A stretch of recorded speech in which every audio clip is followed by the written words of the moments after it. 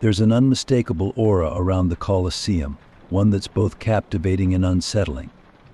Situated in the heart of Rome, this ancient amphitheater has stood for nearly 2 millennia. Built in AD 80 under the rule of Emperor Vespasian, the Colosseum was the grand stage for gladiatorial combat, animal hunts, and public executions. Tens of thousands of people would gather in its stone walls, cheering as men fought to the death, as exotic animals tore apart their prey, or as prisoners of war were thrown into the carnage, their lives ending for the amusement of the Roman elite. I always had a fascination with ancient history, particularly with places that carried the weight of human suffering. The Colosseum was one of those places. Tourists flocked to its ruins during the day, taking in the impressive architecture, walking along the stone paths where so much blood had been spilled. But as with any place so old and so stained with violence, there were darker tales, stories of ghosts, of restless spirits who lingered long after their brutal deaths. It wasn't hard to believe. I'd read accounts of strange sights, eerie sounds, and cold drafts that defied explanation. Guides would sometimes speak of the darker side of the Colosseum during their tours, referencing the cries heard late at night, the shadows that moved along the ancient walls when no one should be there. Some swore that they had seen figures, dressed in the blood-soaked tunics of gladiators, staring at them from the crumbling archways. These stories intrigued me. I didn't believe in ghosts, not really, but I couldn't help but be drawn to the thought of standing in a place with such a rich, violent history and seeing something beyond the tangible world. So when I had the opportunity to spend a night within the Colosseum as part of a historical study program, I jumped at the chance. My name is Marcus. I was a 28-year-old history professor at a small college in the United States. My passion for ancient civilization started in my teenage years when I first learned about the Roman Empire. The Colosseum had always been a personal fascination of mine. I loved to imagine what it must have been like during its prime, the roaring crowds, the smell of blood and sweat, the fear that must have filled the hearts of those sent to fight. I'd traveled to Rome several times before, but this time was different. This time I wouldn't just be another tourist wandering through the ruins during the day. As part of a collaboration with the university, I'd been granted permission to spend an entire night within the Colosseum. It was an opportunity to gather research for a book one was writing on ancient Roman culture. But if I'm honest with myself, there was more to it than that. The rumors of hauntings had always piqued my curiosity. I wanted to know if there was any truth to them. Could the souls of those who had died so brutally really linger in this place, trapped between the world of the living and the dead? Or were these just stories meant to thrill and scare? I was about to find out. I arrived in Rome a few days before my overnight stay. The city buzzed with life, a mix of ancient history and modern energy. My hotel room overlooked the Colosseum, its crumbling stone structure bathed in the soft glow of streetlights at night. I found myself staring at it, wondering what the night would bring. The day of my stay came quickly. I spent the morning reviewing historical documents, preparing notes, and brushing up on some of the more famous stories of paranormal activity that had been reported at the Colosseum over the years. There were countless accounts of strange occurrences. Visitors had reported hearing the distant roar of crowds, as if the games were still happening, even though the arena had been empty for centuries. Some said they felt a sudden chill, a cold that seeped into their bones, despite the warm Mediterranean climate.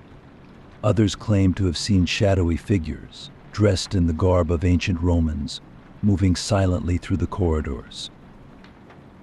One of the most common stories was that of a figure, believed to be a gladiator, seen wandering the underground tunnels where fighters and animals were once kept before being sent into the arena. People had described him as tall and muscular, his face obscured by a helmet, with a deep sadness radiating from him. He would appear for a few moments before vanishing into the darkness. But the most chilling accounts came from those who had spent time in the dungeons beneath the Colosseum, the place where prisoners were kept before they were thrown to the beasts. It was said that if you stood in the dark long enough, you could hear their screams, their desperate pleas for mercy that had gone unanswered all those years ago. I wasn't entirely sure what to expect that night, but I was eager to find out. I arrived at the Colosseum just as the last of the tourists were leaving. The sun was setting, casting long shadows across the stone. A guide, Antonio, met me at the entrance, holding a flashlight and a set of keys. "You sure about this?" he asked, a note of concern in his voice. "Not many people would want to spend a night here." I smiled, trying to hide my nerves. "I'll be fine. I've been fascinated by this place for years." Antonio nodded, but I could tell he wasn't convinced. "Well, if you need anything, you have my number. Just call. But be careful. Some people say this place isn't as empty as it seems." With that cryptic warning, he handed me the keys and left me standing at the entrance. I took a deep breath and stepped inside. The Colosseum was eerie at night. The moonlight filtered through the arches, casting strange shadows on the walls. The sound of my footsteps echoed in the empty corridors as I made my way to the center of the arena. I set up my small camp, a sleeping bag, a flashlight, and my notebook. For the first few hours, everything was quiet. I wandered through the corridors, taking notes on the architecture, marveling at the sheer scale of the place. But as the night wore on, a strange feeling began to creep over me. It was subtle at first, a sense of being watched, a slight chill in the air, despite the warm summer night. I tried to brush it off as my imagination, but the feeling grew stronger. I could swear I heard the distant sound of footsteps, though when I shone my flashlight down the corridor, there was nothing there. By midnight, the atmosphere had changed entirely. The air felt heavy, oppressive. I couldn't shake the feeling that I wasn't alone. Then I heard it. A faint whisper, so soft I almost thought I was imagining it. I turned, shining my flashlight in the direction of the sound. Nothing. But then it came again, louder this time, a voice speaking in a language I didn't understand. Latin, perhaps. My heart pounded in my chest as I scanned the darkness. I was about to convince myself it was just the wind when I saw something. A figure, standing at the far end of the corridor. Tall, broad-shouldered, dressed in what looked like ancient Roman armor. My breath caught in my throat as I realized what I was seeing, a gladiator. He stood there for a moment, staring at me through the visor of his helmet. Then, without warning, he turned and disappeared into the shadows. I froze, unsure of what to do. My rational mind screamed that it was impossible, that I was just seeing things. But deep down, I knew what I had seen was real. Gathering my courage, I followed the figure, my flashlight cutting through the darkness. The corridors twisted and turned, leading me deeper into the heart of the Colosseum. The air grew colder, and the whispers grew louder. I stopped when I reached the dungeons. The darkness was thick here, almost tangible. I stood at the entrance, my flashlight flickering as if the batteries were dying. A cold wind blew through the corridor, carrying with it the unmistakable sound of screaming. I backed away, my heart racing. Every instinct screamed at me to leave, to get out of there before it was too late. But before I could move, I felt a hand on my shoulder. I spun around, my flashlight falling from my hand and clattering to the ground. In the dim light, I saw him, the gladiator. His face was hidden behind the helmet, but I could feel his eyes on me, filled with a sorrow so deep it seemed to seep into my soul. He reached out, his hand brushing against mine, and in that moment I felt a surge of pain. It wasn't physical, it was something deeper, something that came from within. I saw flashes of his life, of the battles he had fought, the blood he had spilled. I felt his fear, his desperation, his longing for freedom. And then, just as suddenly as he had appeared, he was gone. I stumbled back, my mind reeling. The whispers had stopped, the air had grown still, but the feeling of dread lingered. I didn't sleep that night. I couldn't. I sat in the center of the arena, my back against the cold stone, waiting for the first light of dawn to break through the darkness. When morning came, I packed up my things and left the Colosseum without looking back. It's been months since that night, and I still can't shake the feeling of what I experienced. I've tried to rationalize it, to convince myself that it was just my imagination, but deep down I know the truth. The Colosseum isn't just an ancient ruin. It's a place where the past and the present blur, where the souls of the dead still linger, trapped in the echoes of their suffering. I haven't told anyone about what happened that night. Who would believe me? But every time I close my eyes, I see him, the gladiator, standing in the darkness, waiting for someone to remember him.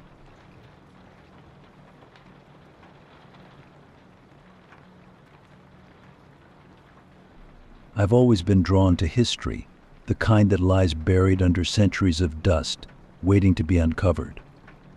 There's something fascinating about civilizations that have risen and fallen, their glory long forgotten, leaving behind only remnants of what once was.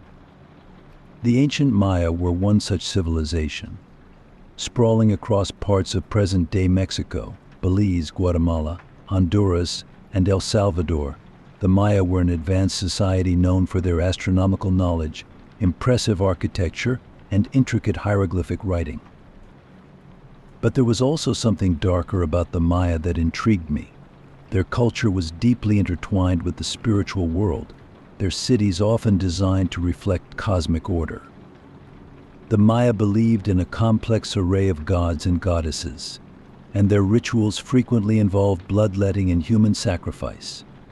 It was a world where life and death walked hand in hand, and where the line between the living and the dead was often blurred. It wasn't long before I became obsessed with their ruins, those towering pyramids and crumbling temples, hidden deep in the jungles, far from the prying eyes of modern civilization. Every ruin seemed to tell a story, some of glory, others of tragedy. And then there were the legends, the terrifying tales of curses and spirits that haunted these ancient sites. I had always dismissed those stories as mere folklore, exaggerated tales meant to keep curious adventurers at bay. But that was before I embarked on an expedition into the heart of the Mayan ruins, before I came face to face with something I could neither explain nor forget. My name is Daniel, and I'm an archaeologist by profession. I grew up in a small town in Ohio, far removed from the ancient worlds that fascinated me. But ever since I was a child, I have been captivated by the idea of lost civilizations. I spent hours poring over books about Egypt, Mesopotamia, and of course the Maya. I knew that one day I would leave my quiet, suburban life behind and venture into the unknown, uncovering the secrets of the past. After earning my degree in archaeology, I spent several years traveling the world, working on various excavation sites. But none of those experiences compared to what I felt when I first set foot in the jungles of the Yucatan Peninsula, where the Maya had once thrived. There was something different about the Maya ruins. They didn't just feel ancient, they felt alive. The dense jungle seemed to pulse with an energy that I couldn't quite explain, as if the land itself was watching, waiting. I had spent the last 5 years of my life studying the Maya, specializing in their architecture and religious practices. But it wasn't until I was invited to join a small team of archaeologists on an expedition to an unexplored ruin deep in the Yucatan that I realized how little I truly understood. The site we were heading to was called Ox-Titun, a name that roughly translated to 3 stones of the sky. It wasn't a well-known site, at least, not in the same way as Chichen Itza or Tikal. Ox-Titun had been discovered decades ago, but its remote location and the thick jungle that surrounded it had made it nearly impossible to explore. Only a handful of archaeologists had ever set foot there, and most of what we knew about the site came from satellite images and ground-penetrating radar. What made Ox-Titun particularly interesting and unnerving was its supposed connection to the Maya underworld, Xibalba. According to Mayan mythology, Xibalba was a dark, terrifying place where the souls of the dead journeyed after death. It was ruled by a group of gods, often referred to as the Lords of Death, who delighted in torturing the souls that entered their domain. There were whispers that Ox-Titun was more than just a ceremonial city. It was a gateway to Xibalba itself. The structures at the site seemed to align with certain celestial events, particularly those involving the planet Venus, which the Maya associated with war and death. Some scholars believed that human sacrifices were performed here in the hopes of appeasing the gods and preventing the spirits of the dead from returning to torment the living. I had always been skeptical of such claims. As an academic, I preferred to deal with hard evidence, stone carvings, pottery shards, ancient texts. But as our team prepared to venture into the jungle, I couldn't help but feel a growing sense of unease. There was something about Ox-Titun that didn't sit right with me. I brushed it off as pre-expedition jitters, but deep down, I knew this was different.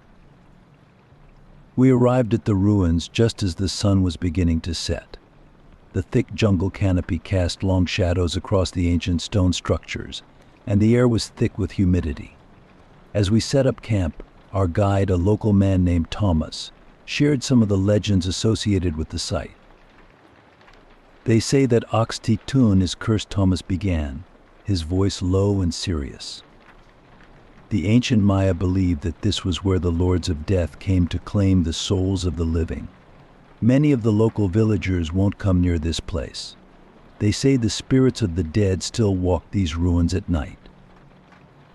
I glanced around at my colleagues, most of whom were rolling their eyes or stifling chuckles.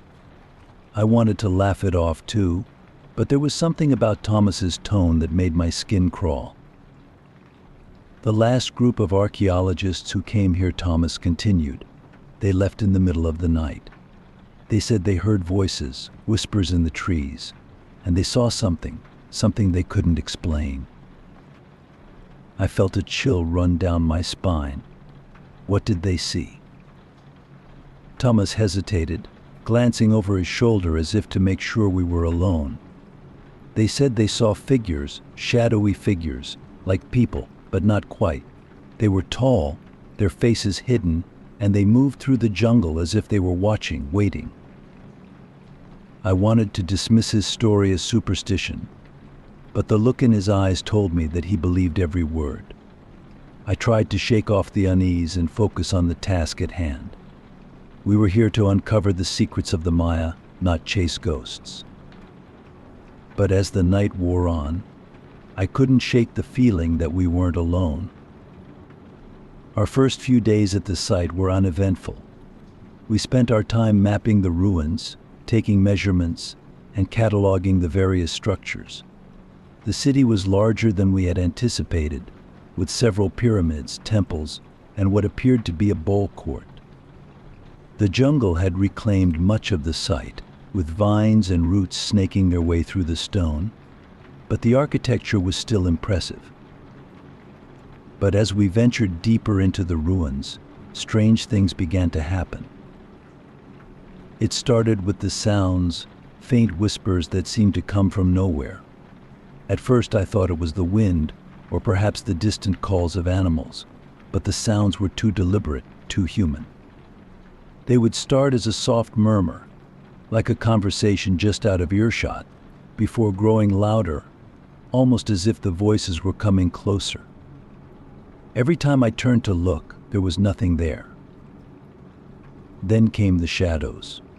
It was subtle at first, a flicker of movement out of the corner of my eye, something shifting in the underbrush. But soon it became more pronounced. I would catch glimpses of figures moving between the trees, tall and thin, their faces obscured by the dense foliage. Every time I tried to get a closer look, they would vanish. I wasn't the only one who noticed. Several members of our team reported seeing the same shadowy figures, always at the edge of our vision, never quite clear. We tried to brush it off as paranoia or exhaustion, but it was hard to ignore. One night as we sat around the campfire, Thomas told us more about the spirits that were said to haunt Oxty-Tune. They are the souls of the dead, he said, his voice barely a whisper. Those who were sacrificed, those who died in battle. They cannot rest. They are trapped here, between worlds, waiting for someone to free them. How do we free them, I asked, half joking, trying to lighten the mood. Thomas didn't smile. You don't, he said simply. You leave, before it's too late.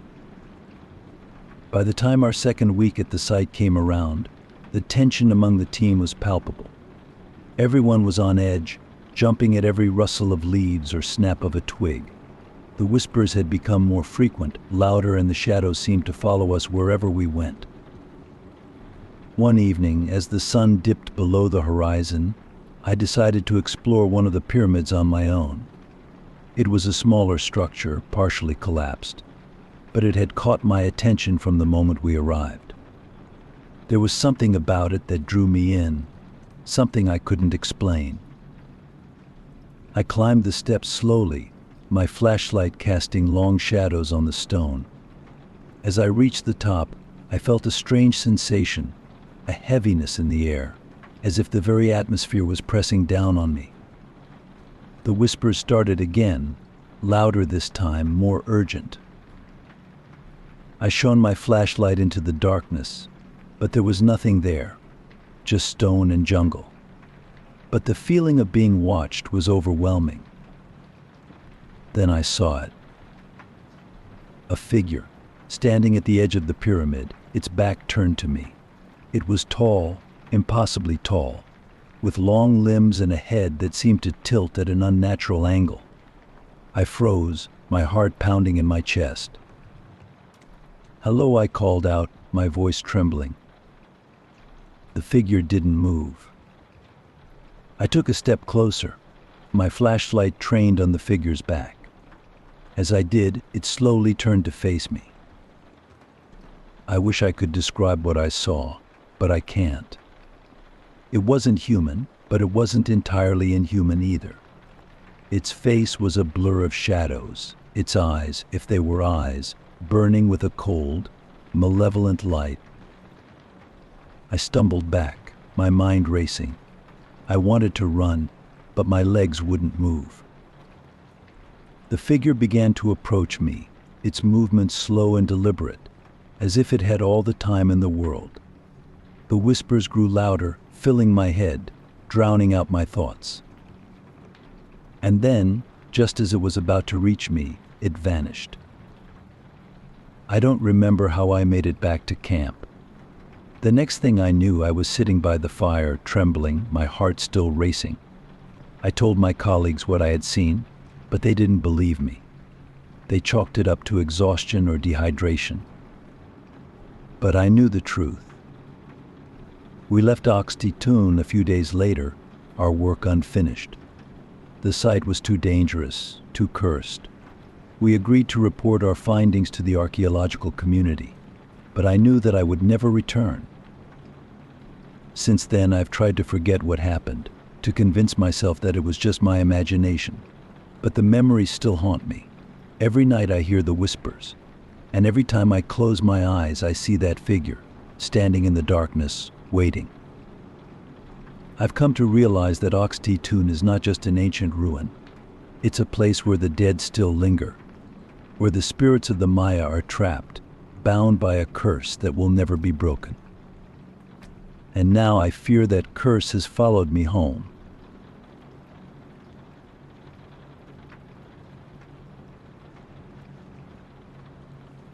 Stonehenge is a name that immediately conjures images of ancient stones standing in solemn silence, arranged in a mysterious, purposeful circle.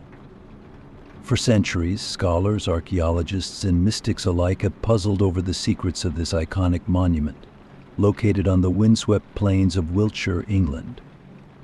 It's a place that feels timeless, standing firm against the passage of time, defying both the elements and humanity's attempts to unravel its purpose.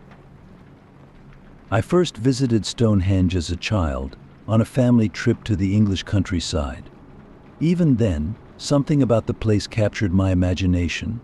The towering stones, some weighing over 25 tons, were arranged in a circle that seemed both deliberate and enigmatic. There was an energy in the air, a feeling that something important had happened here, something far older than any recorded history. No one knows for sure why Stonehenge was built.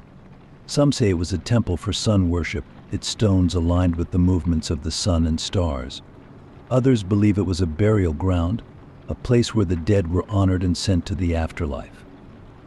Still, others argue it was a kind of ancient calendar, used to mark the changing seasons. But there are darker theories too. Some believe that Stonehenge was a site for human sacrifice, a place where the blood of the living was spilled to appease ancient gods. There are whispers of rituals long forgotten, of spirits that still wander the stones, seeking vengeance for some ancient wrong. I used to scoff at such ideas, dismissing them as fanciful tales told by those who let their imaginations run wild. But that was before I spent a night at Stonehenge, before I experienced something that made me question everything I thought I knew. My name is James, and I've always had an obsession with ancient history. Ever since I was a boy, I've been fascinated by the remnants of past civilizations, their monuments, their myths, their stories. I studied archaeology in university, hoping to make a career out of unearthing the secrets of the past. After graduation, I worked on various digs across Europe and the Middle East, but nothing had ever captured my imagination the way Stonehenge did. In my late 20s, I was offered a position as a researcher at a university in London, focusing on ancient European monuments. It was a dream job, one that allowed me to delve deeper into the mysteries of sites like Stonehenge, Avebury, and the countless other megalithic structures scattered across the British Isles. I spent countless hours poring over old manuscripts, studying aerial photographs, and conducting fieldwork at the sites themselves. But no matter how much I learned about Stonehenge, there was always a sense that I was only scratching the surface. The monument held its secrets close, refusing to reveal its true purpose. And the more I studied it, the more I became convinced that there was something more to Stonehenge, something that went beyond the physical stones and the theories of archaeologists. It was that belief that led me to spend a night at Stonehenge, alone, in the middle of winter. I wanted to experience the monument as it had been experienced thousands of years ago, before the crowds of tourists and the fences that now kept people at a distance. I thought that maybe, in the silence of the night, I would find some clue, some hint of what Stonehenge had once been. I had no idea what I was getting myself into. Over the years, I had heard my fair share of paranormal stories linked to Stonehenge. People spoke of strange lights seen hovering over the stones at night, of ghostly figures that appeared and vanished in the blink of an eye. There were tales of whispers carried on the wind, of disembodied voices calling out to those brave, or foolish, enough to spend time alone at the site after dark. One of the most famous stories involved a group of hippies who had attempted to camp inside the stone circle during the summer solstice in the 1970s. According to the legend, they were sitting around a fire, playing music and celebrating the longest day of the year, when suddenly a thick fog rolled in, obscuring the stones. The temperature dropped, and the group began to feel a sense of unease, as if they were being watched. Then, without warning, the stones began to glow with an eerie, otherworldly light. The group fled in terror, leaving behind their belongings, and to this day some claim that strange lights can still be seen at Stonehenge during the solstice. Another story I heard came from a local farmer who lived near the site. He claimed that one night, while walking his dog along the nearby road, he saw a procession of figures dressed in long, flowing robes, moving silently toward the stones. Their faces were hidden by hoods, and they carried torches that flickered in the darkness. The farmer watched in disbelief as the figures entered the stone circle and vanished, as if they had simply stepped into another dimension. There were countless other stories of strange animals seen near the stones, of sudden gusts of wind that seemed to come from nowhere, of people who visited Stonehenge and were never quite the same afterward. I had always been skeptical of these tales, chalking them up to overactive imaginations or the result of too much time spent in the desolate, windswept landscape.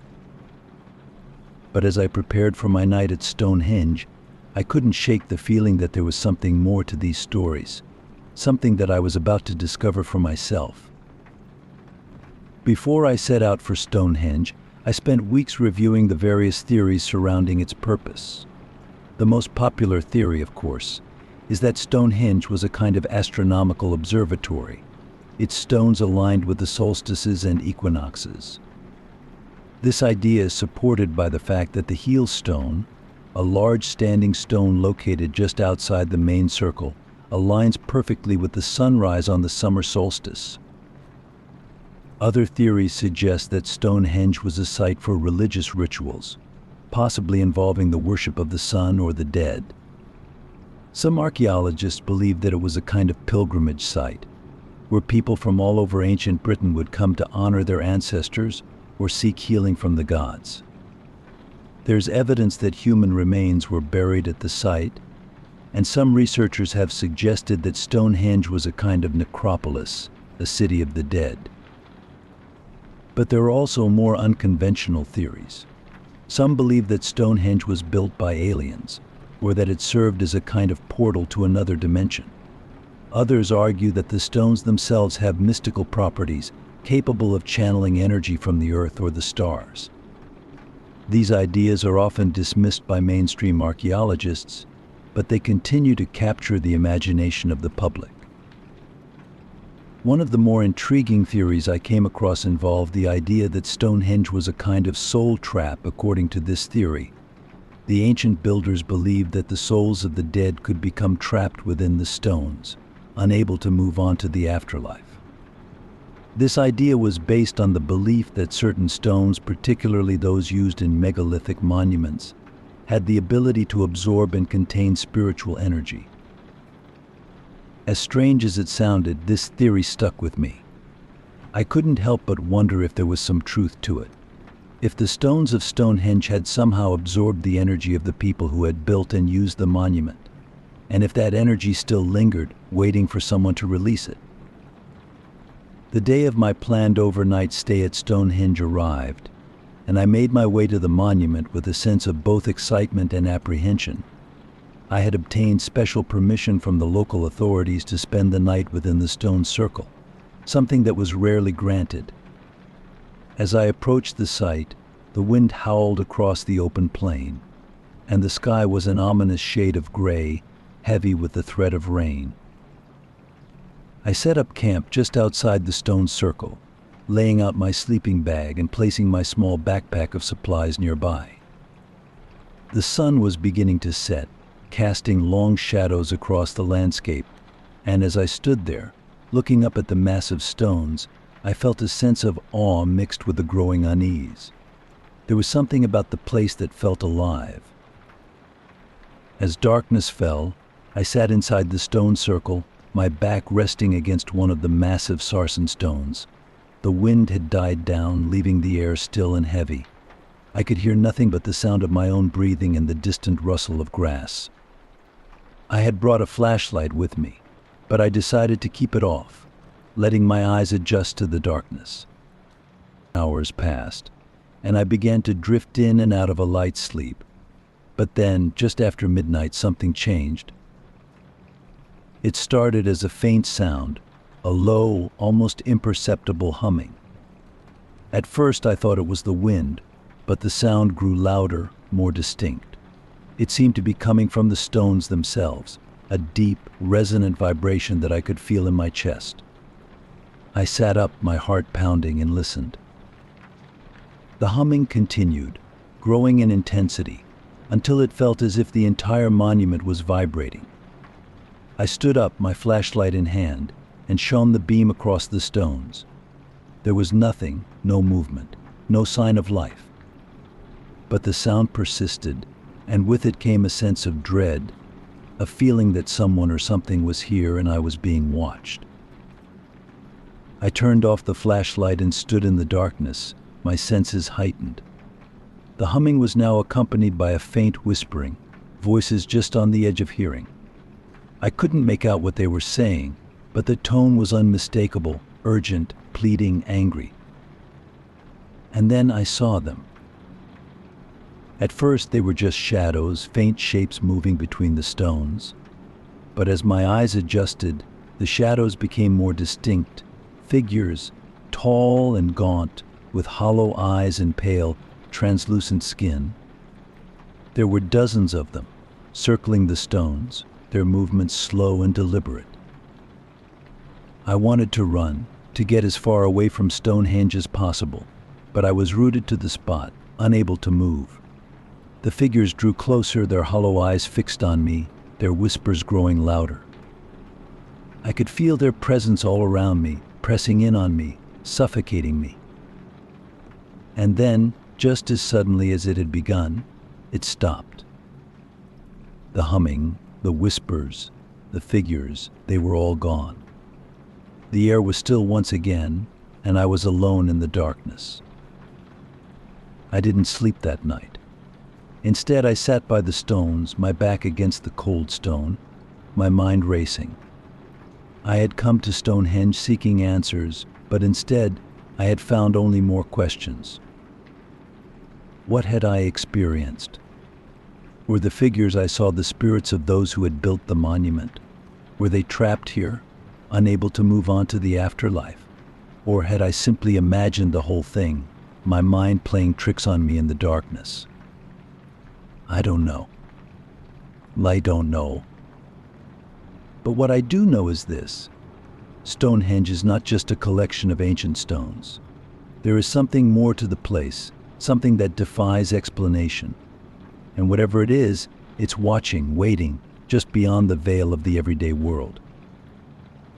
I left Stonehenge the next morning, but the experience has never left me. Every time I close my eyes, I see the figures, hear the whispers, feel the weight of their gaze on me. And I know that one day I'll have to go back,